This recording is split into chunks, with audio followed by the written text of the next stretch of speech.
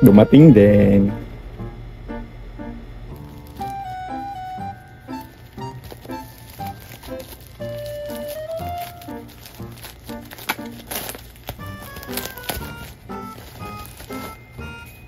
Ooh. Boya Ultra Compact 2.4 wireless microphone system.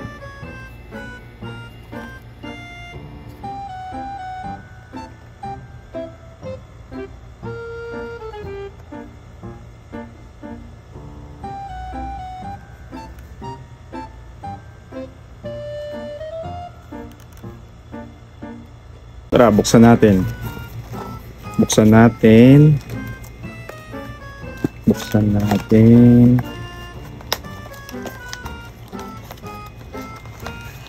Oh.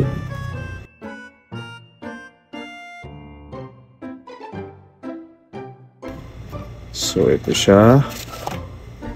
Ito. So ito pa siya. Tapos ito yung chargeran. Then ito yung kino-connect sa cellphone. Then may manual.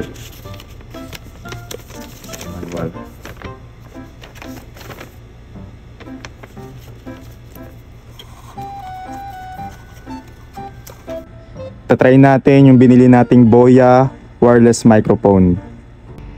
So ito yung boses ko kapag walang microphone.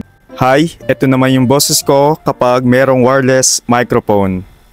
Pipindutin naman natin pag gusto natin gamitin yung noise reduction. Dapat itong kulay blue mapindot at may lalabas sa kulay green. Yan.